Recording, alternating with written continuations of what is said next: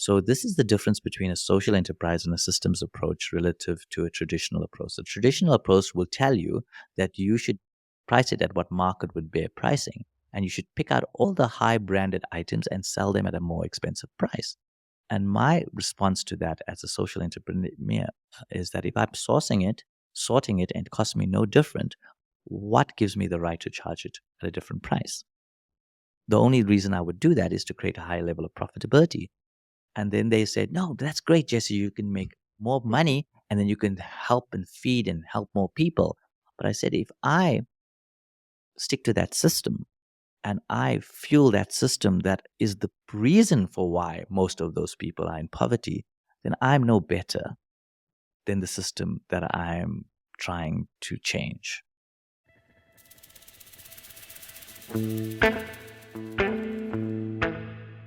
Welcome to the African Optimist podcast.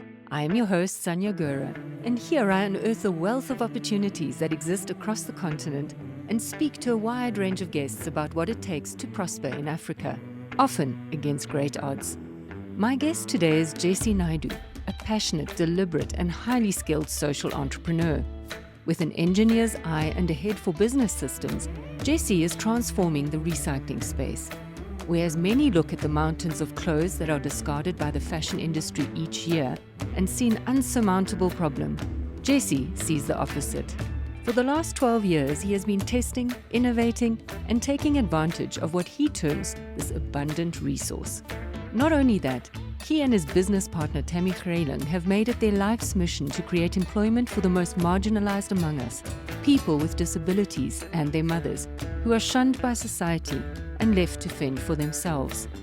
The extraordinary stories of these individuals who are now gainfully employed through their business Clothes to Good will be covered in detail in a later episode.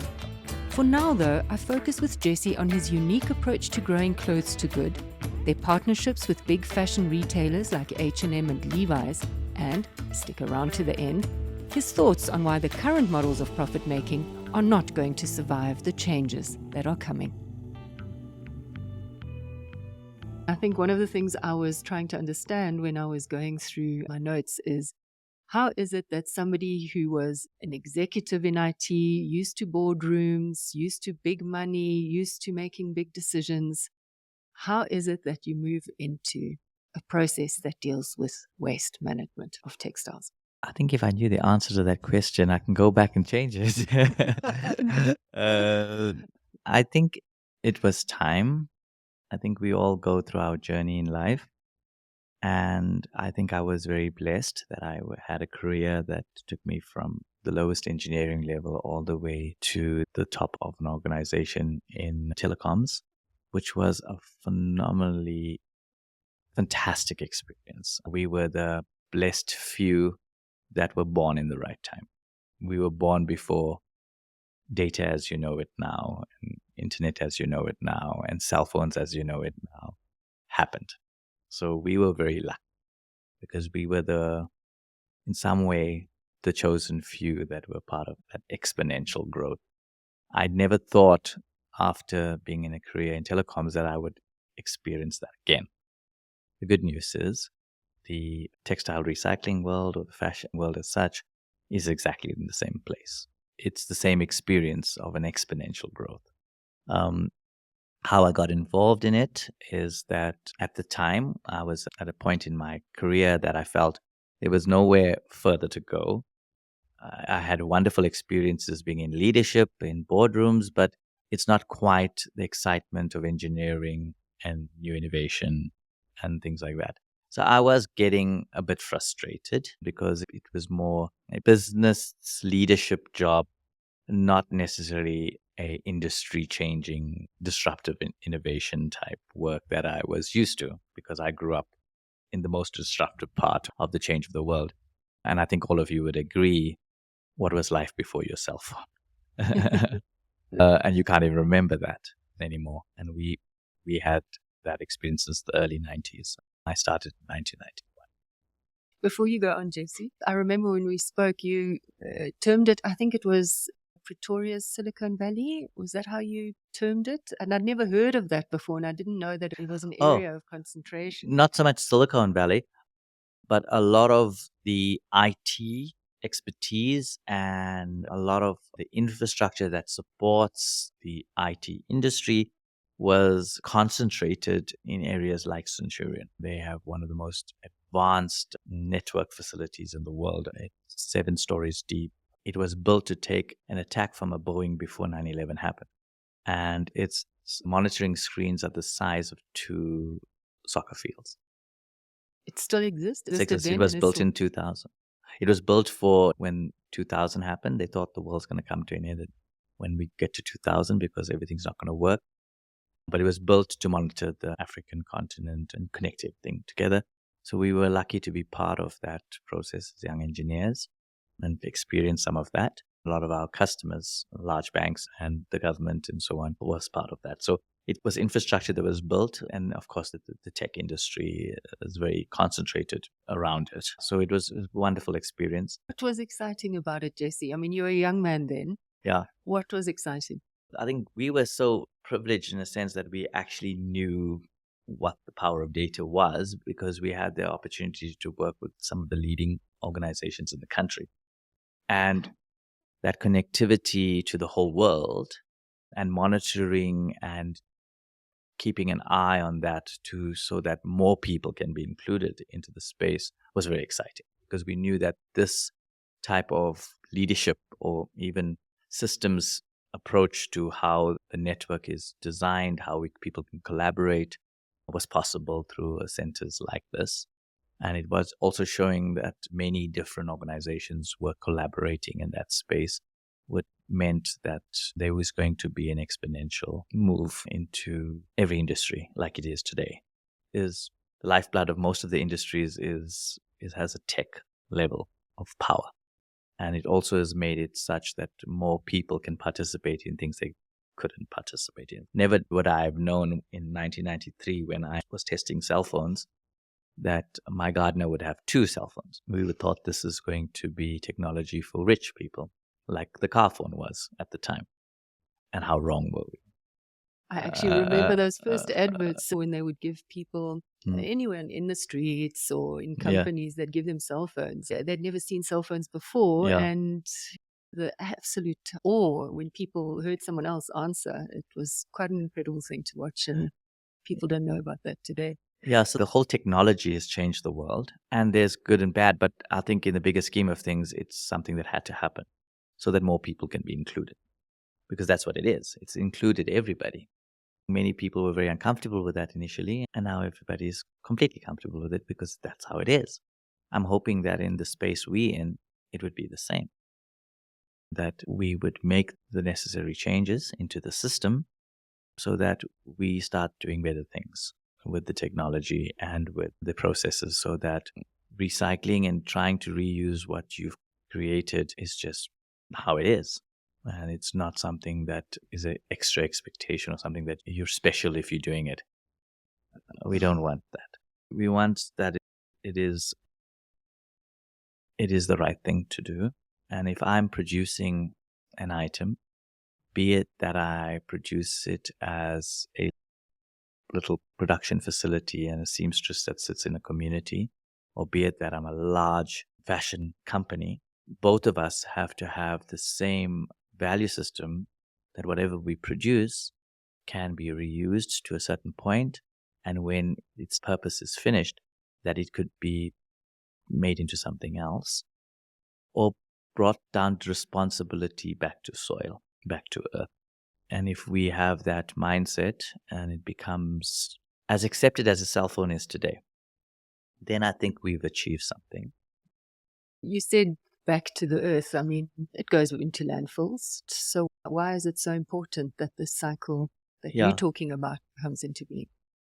Yeah, so if it goes into landfill and it's still going to stay in landfill for 100 years, then all we're doing is leaving rubbish for future generations for 100 years in land that could be utilized for other purposes. And the truth is that a responsible thing to do. Why are you making something that might have a useful life? And let's take a plastic cup that you go to an event to that has a useful life for one day. And then it's okay, so it stays in our earth as rubbish for 100 years. Why is that okay? It's not. What is the extent of this problem? It is confirmed that over 100 billion items are made every single year. And sadly, more than 85% of it is ending in landfill. Even worse than that, even before it even gets to landfill, while you're still wearing your clothes and washing them in your washing machines, you are at the same time polluting our water system because most of our clothes are made out of plastic. 60%, according to research, is polyester, nylon, etc. What does that mean? In the last 2 years, according to that research, scientists have confirmed that they are finding the chemicals from microfibers, phthalates, for example, which is associated with child obesity, cancer, cardiovascular disease, has been found in breast milk. So if it's found in milk, then that tells me that it's found its way into our bodies without us intending for it to be there. And that's the reality of microfiber pollution. The fashion industry has gone to the second position now as the biggest polluter because of this issue. And they have made some commitments, the big fashion brands, that by 2050, they are hoping that they will eliminate the production of plastic in the fashion industry. If those commitments are real, time will tell. But for the organizations we've started working with, it seems it is that commitment. It's a tough one because if you bring it down to the cost per kilogram, it seems to be a lot more expensive to use better quality materials like organic cotton and organic wool, etc., etc. So the industry is under a lot of pressure to find materials that would be similar in cost level to that of a polyester and nylon, etc. And at the same time have a better social impact, because ultimately the polyester and nylon comes from the petroleum industry, which is the leading polluter according to world standards. It's a change that's happening right now. So as the change had happened when cell phones came in, I'm finding myself in the same situation where there's this huge change that's going to happen because there is a risk to humanity. There's a risk to our health. I'm sure most of us don't want to be drinking plastic. It's not acceptable for ourselves, neither is it acceptable for our children and our grandchildren. So I think it's an issue that no one is excluded from. Sadly, no one is excluded from the fashion industry. Even your religious leader's robe is made out of the fashion industry, and it's being washed. So what are you making with it? And when you don't need it anymore, where is it going? These are the questions that are being asked, and sadly, the answers that are coming to these questions is ultimately landfill. Let us look at how you started building systems and how you transitioned, as we were saying at the beginning, how you transitioned from this exec lifestyle and life into starting to recycle clothes. How did that happen? Okay, my mom still thinks I'm unemployed because I went from running telecoms organizations and now I sell used clothes. Well, also very supportive as well. I think it's not as complex as we'd like to think. It seems complex because clearly there's a lot of participants in the process. Because something as gigantic as the fashion industry, where trillions of dollars are transacted every single day across the world, is something not so easy to understand. So if you go walk into your favorite store, there would be hundreds of thousands of items ultimately with materials that have come from the whole world, that have been put together in a value cycle and been manufactured in 20 different countries, but it might have been grown in 20 other different countries. So even if you had to just track the life of your one item, it's mind-blowing, the journey. So it's seemingly complex, but there is steps, like when you build anything. So similarly, if there's a whole lot of clothes that comes from retail stores, there's a whole lot of clothes that come from school projects, there's a whole lot of clothes that come from staff volunteerism projects, and they come to us in tons. But from my background in engineering, one of the most important things in systems thinking is that you break it down to the unit. What is my unit? So different industries have different units. In a recycling world, the unit would be a kilogram. In the fashion industry, they would talk about an item, apparel, or shoe. But when we went into the fashion industry and we went into the distribution center, we said, where is the scales? And they said, what scales? We don't weigh anything. Well, I said, the system's going to change, because if you have to be accountable for that kilogram that's going into landfill, then you're going to have to know how much went there and how much we saved. So we're going to be putting in scales. So that's the first systems change. So we started weighing everything so that we can then understand what to do with all these kilograms. So you might be seeing a ton of clothing and I see 1,000 kilograms.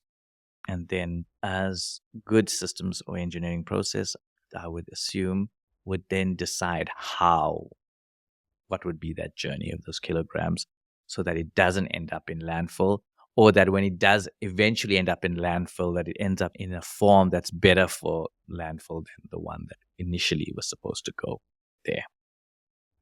So that was the systems approach. That was the challenge. Let's put it that way. That's the start. Let us walk into an H&M store, which is one of your partners. If you stand at the tills and you're waiting to pay, you can see there's a box on the side, and it is a box where you can bring your old clothes and you pop it in there. And I don't know how regularly it gets taken, but let's say I have put in a pair of pants into this box. What happens with that pair of pants? Pretty straightforward.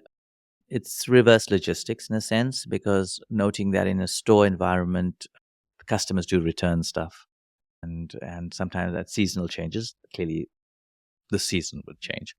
So what happens at the store, it would be sent back to distribution center in a particular packaging to know that this is actually a used item. It does not belong to the store. It's not the store's stock. Let's put it that way.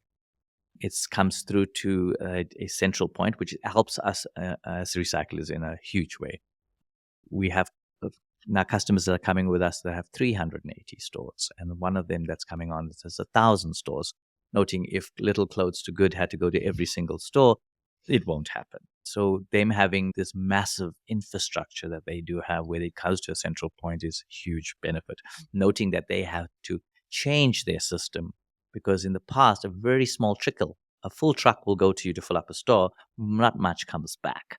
So we had to collaborate with the logistics industry, their suppliers, and other logistics companies, because we go to a shopping mall and 2 different brands have 2 different logistics companies, and both of them are running back empty. So it would be really, really good opportunity for all of them to collaborate, because it does make sense, because all of them are incurring those costs. And we then ensuring that it comes to a distribution center. We then collect from the distribution center in its full form, and then the challenge starts. We need to see how much of it can be reused, how much of it can be upcycled into some other good that customers might feel it's worth buying, and how much of it needs to be downcycled, meaning buttons, zips, elastic might have to be taken out. Whatever we can reuse in that process, we will, even laces from shoes. And then make sure that it's shredded into a certain form that could possibly be used in the production of another product. It seems quite simplistic, but noting the development of those new products sometimes takes up to 3 to 5 years because of the technology that has to come into play. It's wonderfully exciting. I think the telecoms industry, I was working with engineers, but very specific in electronic engineering and telecoms and IT. But here we're working with engineers from chemical engineers, industrial engineers, and different people with different substances. So it's fascinating and exciting and groundbreaking. Chaos. The word I was thinking. but disruptive innovation in many ways, because the dream for all of us is that we will be able to extract the useful items to a point that you could reproduce the original product, and the ones that is not as useful could be made into other products. Like in our case, we're making paving blocks with stuff that really can't be used as a shoe anymore or as a clothing item. And we're making fabric tiles. So there are other opportunities. And noting that I'd rather it be for another 50 years as a paving block as opposed to being rubbish for 50 years in landfill, because the paving block would have had a purpose at least. And the way we're developing with engineers these paving blocks and tiles is in a way that maybe it can still become a paving block again, or a tile or something else. So maybe we can still delay it going to landfill, but noting we're not naive to think that things won't end up in landfill. We just have to see if we can be better at reusing things so they don't have to end up there. JC, take me through the details of each step. If we look at the sourcing, you've pretty much outlined that it comes from schools, from other retail customers like H&M, Levi's. So once you get all of these bags that come in, what happens in the next step, which I think is sorting? Correct? Yeah, sorting is the most critical step, and sorting is getting more and more exciting in a sense. The realities of sorting is that every single item has to be touched, noting that human beings are touching it. So that's a very high labor intensive process, which is wonderful for a country like us who needs to create jobs, but also difficult because it is also a very expensive resource. And it's evolving every single minute, really, around the world, because we're trying to find smarter and better ways to do that sorting. At the moment, we're doing mechanical sorting, meaning that you identify an item as a particular type of item, and then you would look at the quality of that item. So let's say it's a men's trousers. Is it usable still? In a sense, is the buttons working, the zips working, is it faded, is it not faded? It goes into a category of men's trousers. And then if it isn't, then we would look to see if it can be used in a toy. It can be used in any other upcycling into another product. So maybe the men's trousers actually becomes something else. It might become some material, some toy, for example, in early childhood development. That would be great. But a lot of times it doesn't. So men's trousers is not the material that would be the type of material you find in toys. If it was jeans, maybe, but not as trousers. So then we would say, okay, the buttons, maybe the zips don't work. It has been stained or it has been damaged. We would cut out the zips. We cut out the buttons. We would shred it, and it would go to partners that shred it to fine fiber that supports the motor industry or the bed mattress industry, for example. Some percentage of it would go into fiber that goes into tiles. Some would go into paving blocks. So luckily for us, after 12 years of innovation and working with many awesome organizations that have similar dreams that we have, there are opportunities for them to have a different life, to extend their life and purpose. When you look at reuse, what percentage of the incoming clothes get reused and how do you reuse them? Reuse is the simplest part.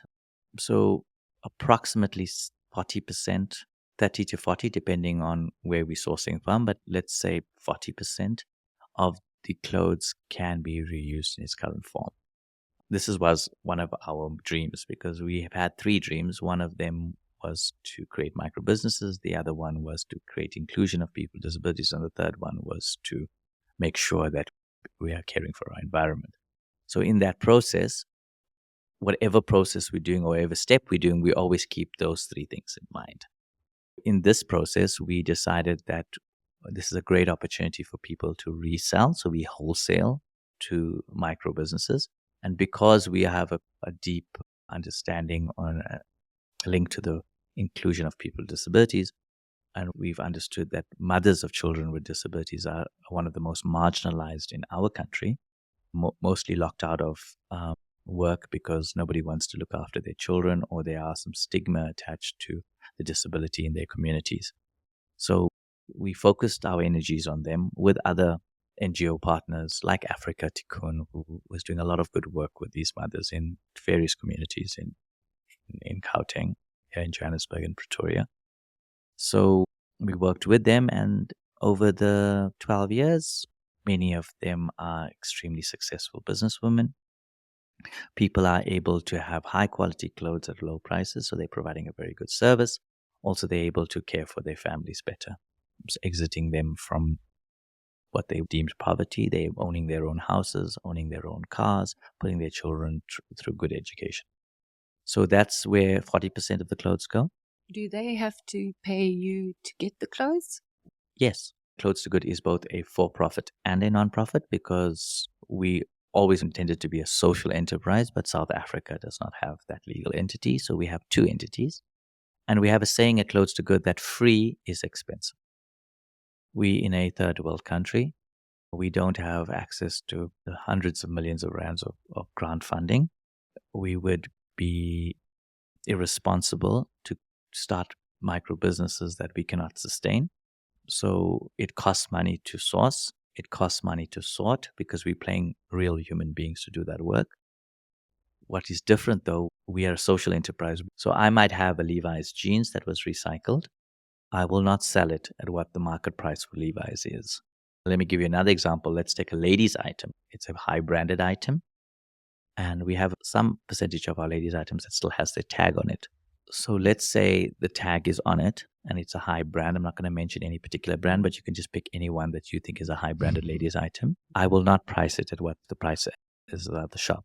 I would still price it at the weight. So we have a set weight price per kilogram, and noting that it might be a high branded item or it might be a low branded item, but its price is exactly the same, because the cost of sorting it, the cost of sourcing it and sorting it was exactly the same for both. So this is the difference between a social enterprise and a systems approach relative to a traditional approach. The traditional approach will tell you that you should price it at what market would bear pricing, and you should pick out all the high branded items and sell them at a more expensive price. And my response to that as a social entrepreneur is that if I'm sourcing it, sorting it, and it costs me no different, what gives me the right to charge it at a different price? The only reason I would do that is to create a higher level of profitability. And then they said, no, that's great, Jesse. You can make more money and then you can help and feed and help more people. But I said, if I stick to that system and I fuel that system that is the reason for why most of those people are in poverty, then I'm no better than the system that I'm trying to change. So I'm hoping that this response would give you an example of what the reality of social entrepreneurship is. Noting that if everybody had the same values, you would not be paying 20,000 Rand for your cell phone. And if the lower branded cell phone, which actually does exactly the same thing most of the time, and why some at a fraction of the price, and both of them go through exactly the same process, you can't justify it. It's branded. So we've created this thing, and it's been our worst enemy. So we wholesale to our mothers and our micro businesses at a kilogram price. And one of the things also in our values is that we will take our total cost. And if I had to use an engineer in some of those costs to make a paving block, then that cost would also be the cost. And I would then only put on a markup of 10% maximum. And if I was in my corporate boardroom job, I promise you I would have been fired within the first week if I were wanted to execute on that type of thing, because shareholders expect maximum return. And in Clothes to Good and social enterprise like us, we don't. We follow a new capitalist manifesto thinking. We would also look at what the actual costs of things are, and then only add on a margin that will help us sustain the ecosystem. In that way, more people are included. We have empowered over 108 micro businesses through this small facility, noting when we switch on the other retailers that have thousands of stores. To give you an example, for 40 stores, we would do close to 30 tons a month. One of the retailers have 380 stores. So that would go to about 150 tons a month. So if I would use exactly the same system I just explained to you, where we source, sort, and then we just use the same costing mechanism, the price to the new microbusiness would be exactly the same. And then we'd have thousands of mothers reselling. People quickly tell me there'll be an oversupply. And I said, really? We have over 50 million people in the country, and many of them are going to get high quality clothes at reasonable prices. And why shouldn't they wear a Levi's or other product? They bought it. Levi's actually participated in the process, allowed them to have it because they asked their customers to please bring back their old clothes, not only Levi's, but any jeans, so that they can actually use it. Everybody's winning in that regard. And I think it's because we've also decided that we're not accepting the system as it is, that we believe that it's time for change. Tell me, the women, when you started this whole process, was there an expectation for the clothes to be given for free? And what have you seen with this process going into practice? What has the effect been on the women you have dealt with and the micro businesses that have? So it's a good example. So look, with Africa Cocoon Process, they already had a long relationship with these mothers and the families because the social workers from Africa Cocoon were working with these mothers. Let's take Orange Farm, for example, which is more on the outskirts of our cities. When we spoke to the mothers, we could easily have given a certain percentage. We do give about 10 large NGOs clothes for free, but they adding value to it. They're repairing and reusing, and they have a store, and we're showing them how to generate funds for their organization. So when we looked at the mothers, we asked them, what do you want? We could give you this for free, but then we won't be able to pay for anybody to get it in the right form to you and the right clothes to you. And then at some point, we're going to stop because we have ran out of money, because somebody has to pay. So we took them for a walk around the service, and they met the people that sort. They met the people that bring the clothes to us. They met the people that are sewing. They want all those people to also have a living. And then we asked them, so should you have this for free? And they said, no. They want to be businesswomen. They want to hold their heads up high, community. A lot of times they were hiding their children. They were tired of that. They don't want to be a charity. They wanted to have a business. And they also wanted to have the pride of being able to look after their family. So they understood that. A lot of what happens in Clothes to Good is that our top mothers, or mothers that have been with us for a long time, are the ones that take their time to empower the new mothers. You would feel that they would not do that, feeling that they're going to create competition, but they're more mature than that. They're more mature than even the best business people in our country, because they understand it's much bigger than that. This is not about competition. This is about contribution. And they're contributing to each other, because one strong mother and another strong mother means two strong, happy families in our communities. So should the clothes be for free? I think if you're finding starving people and their house was burned down and you're going to give them clothes, absolutely. But if you're trying to build something that is going to be there tomorrow, then no, it shouldn't be for free. Every part of the value cycle or the system should have a way of sustaining itself. So the person who's sorting the clothes, it might be a person with disability, is also got a home to go to, has also got the same needs that the person who is the person buying the clothes has. So should we not show them all the same respect and dignity? And how are these businesswomen viewed, the communities? There's a video that H&M made to tell the story eventually, because a lot of customers were asking about where does the clothes go and what does it actually do for South Africa. And so the new country manager, Caroline, decided, okay, let's go find out. So she was barely in the country. She asked if she could interview the mothers. So we went out and we physically went and met the mothers, and they made a video telling the story. And the mothers in that video said, I hid my child. The community didn't want to talk to us. I'm a businesswoman. I'm a hero in the community. Other women want to be me. And that's the type of responses that came in. They have become heroes in the community. Noting in a country like us, where the public industry gets paid in the middle of the month and the private industry at the end of the month, there's a lot of free time as well for our mothers because they have such grit and determination. They've survived the worst. They didn't have much and they still survived. They go and look out for other mothers that are in a similar situation as them and do what they can do to help. When our mothers visit us once a month, they get trained on stimulating children in early childhood development, finding other mothers and giving them advice on how to look after their kids. So our mothers become pillars of their community because they are providing a service, of course, but they are also helping other people in the community with their free time. Let us look at the next step in terms of upcycling. If you've now sorted through all the different clothes, what is the next step? The clothes that can be reused are being sold to the micro businesses, and now you move on to the next step. Okay, so it's sorted. So, of course, 14 of the 28 categories go into our baling system. So, of course, mothers are buying it at wholesale and reselling it. It's a pretty straightforward system. If there's anything that they found that by a mistake has gone through them, the system is that they can return it to us and it'll be swapped for a similar weight item.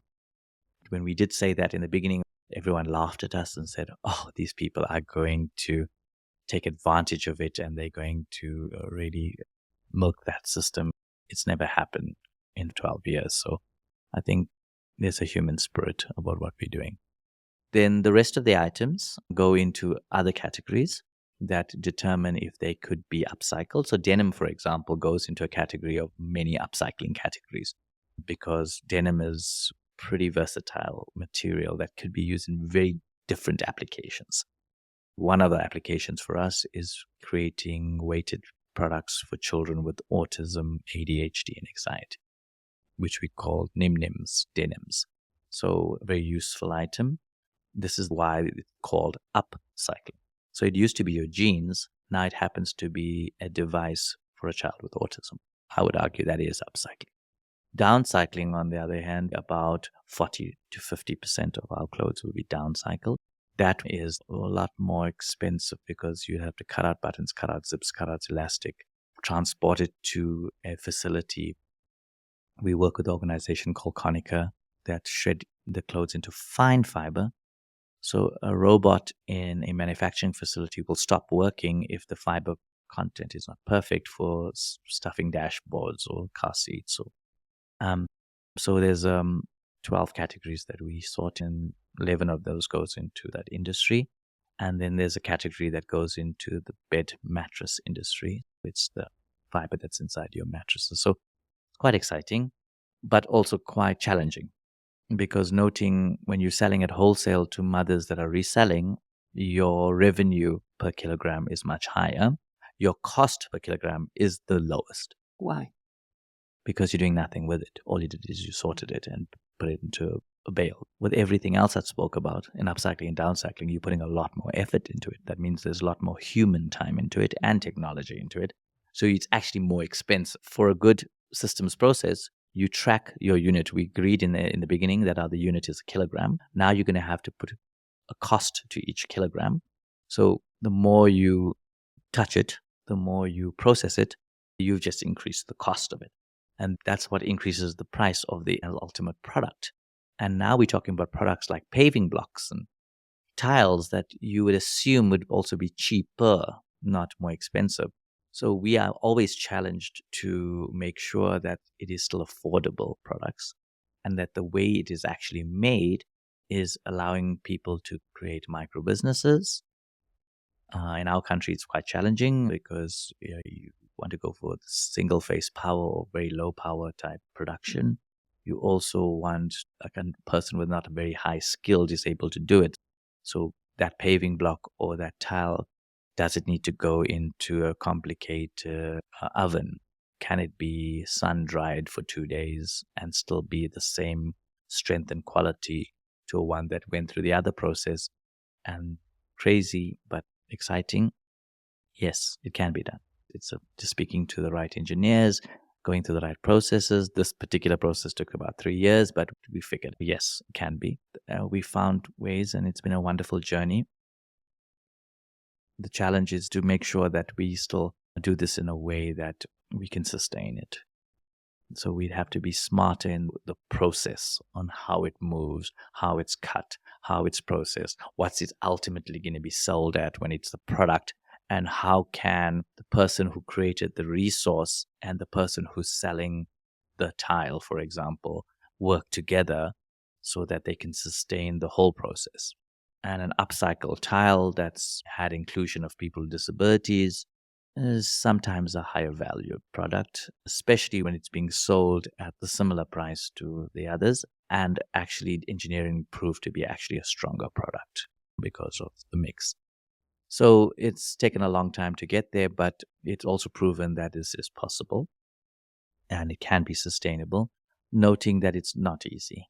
If you are decided that you're going to take on the whole value cycle, that means as much as you might be making a good return on wholesaling, you at the same time would have a tough return on downcycling, for example. So you'd have to find out at what point do you stop subsidizing so that downcycling actually looks after itself, because that's the ultimate goal. So that's the challenge of businesses like this. And when you don't have access to grant funding and you don't have access to loans from banks because they have no clue what you're talking about, because this is not built on shareholder value and you're refusing to make market-based prices on things, then it's tough to generate investment. How did you do it? How did you crack this particular challenge? Well, I'm a lot poorer than I used to be when I was ahead of my corporate life. Let's put it that way. I'm surprised I'm still in private banking. I guess I'm in there, so they let me stay.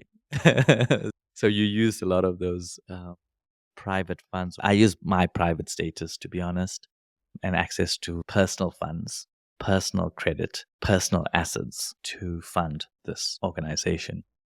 It's not the life of a corporate executive flying across the world, staying in first class hotels. It's definitely not that. It could be that, I guess, as well as these businesses grow. But it depends also what's your personal motivation. And maybe for people like me who've had those things, because we were blessed that we were born at the right time in the early 90s, we also realized what is the true value of those experiences. It was wonderful. It was great. Is it making me happy to have it all the time? Maybe not. I think working with the type of people I'm working with now, people who care for the planet, who's willing to stand up and change a system because the system is not working, is more fulfilling. I'm just thinking of young people listening to you, and I think you would have had them enthralled when you looked at all the processes, the innovative part of it, being part of something disruptive. And maybe you lost them when you started talking about having to invest your own money. What would you say to somebody sitting opposite you who is young, who didn't have the taste of the corporate experience? What would your advice be in terms of startup in South Africa or on the African continent? Okay, the good news is that some of us had to go through certain pains to change the system or try and change the system. Because the system is changing, we have a lot of young people working with us. People that just came straight out of school, really, but are working with us because we've now changed the system that they are also able to participate. Because, give you an example, a person who wants to come up with a range of denim outfits, in the past, they would have to try and beg and go to charity stores and ask their family to give up their old denim stuff, and hopefully come up with an item or two. Now, young design students come to us and there's 1,000 of the same items and they buy it at a set price. And because we are changing the system and we understand that they don't have and their parents don't have the money, we say, okay, are you serious? What are you producing? Okay, I'll let you have it for these 2,000 pairs of jeans. And you can promise to pay me when you return it. Do you know that all of our young people pay us because it's an ecosystem and they understand they have a role to play in it? And we show them how they're upcycling and how they're changing the world. And they want to continue doing that and they want to continue having access to that resource. So they also play the game. They didn't have to have any money to start other than their skill. And we have been privileged because we've taken the necessary risks at the time that we needed to, that we can now enable them. because Tammy Greiling and myself, who are the ones that drive the organization, the executive directors, we've decided that all the things we do now is for people 35 years and under. And many of the people, though, that are working with us are in the age groups of 23, 24, 25, young people that have, been through some sort of training or education and now want to do something exciting. So very young people are engaged with us. And South Africa is a very young population anyway. Most of our population is under 35. So by default, it's just happening anyway. It's not even a choice. And across Africa, it's the same. And the good news is waste is in abundance. So if you're going to take something in abundance and you take people with passion and skills, it's a good equation. We're just enabling that. That's all we're doing. And they are making it into something fabulous that you're going to want. And they're also going to benefit. 2 weeks ago, they brought up the astonishing statistics of youth unemployment, I think between 65 to 75% of South Africa's population. That must have just solidified your intention and your mission to focus on young people. Yeah, formal employment is what they're talking about. And when I walk in some of these communities and I meet these young designers and young people, they might not be formally employed, but they're doing stuff. So I think that there is a potential here that we can swing that around. I think if we follow traditional systems of traditional understanding of what formal employment is, a system that we want everybody to participate in the same way, then we have a problem. I think we have to try and think about the system differently and break it so that more of them are included. This is the issue. If you're pricing on what market would bear pricing, you are ensuring that only a certain percentage of the population can have an iPhone or a Samsung or whatever's supposed to be sexy in telecoms. And you are making sure that the others are excluded. The system we're talking about is, yes, pay people for what they do, produce what they need to produce, but don't take it out of the reach of others because you need to create value for a few owners, a few shareholders. So if we consistently feel that we can condone that system and that is the right system, then we are the worst problem. We are the ones that are ensuring that it survives. We ensuring their sustainability. It's time to say no, because I don't see what they can't do. I don't see people that are unemployed. I see people that have assets, and I'm only interested in what they can do. And that's what Tammy often says when we work with people with disabilities. But sorry, that implies to all people. We're not interested in what they can't do and what the situation is. The system that we're talking about is a system of collaboration, is a system of using an abundance resource that is available. I just want to read something in terms of this shareholder value, because you keep on talking about the system. And I think what you are referring to is that shareholder value. And I want to read where this shareholder value comes from, because it was an eye-opener for me. And basically in 1970, the American economist Milton Friedman wrote a New York Times essay titled by his own name, A Friedman Doctrine, The Social Responsibility of Business is to Increase Its Profits. And it basically argues that the main responsibility of a business is to maximize their revenue and increase returns to shareholders. Now, what I find so funny about this is that it says the social responsibility of business, but what's social about that setup? And what is the alternative that we now are beginning to see emerge, Jesse? I think that people that are in the financial world or in the managerial financial world will argue that there is not a scarcity of money. There isn't a scarcity of anything, actually. So if you had to take one of those businesses, and if you look at the actual money that's in the business and where is it going, you would realize that the decisions or rules that they made on how the money flows is the reason why few people are being enriched and the rest of the people that are actually producing the product and service are being kept at the same level. And that's because they've decided that it is okay that a few people earn 2 million rand a month, or 2 million rand a year or a month, and you have the majority of your production team at minimum wage or just above it in thousands of rands. Let's hypothetically say it's under 5,000 Rand. But then you have other people that are earning so much more. And why is that a choice that was made? How is that socially acceptable? I do agree, though, if you are a phenomenal engineer and you've invested millions of rands in your education, that you can sell your service at a certain price, right? And then we might be paying you more per hour than we'd be paying a person who was sweeping the floor, right? But even if we were paying that person at the price, how do we justify giving the owner thousands of percent more than what you're paying that engineer for the fact that they just started the business?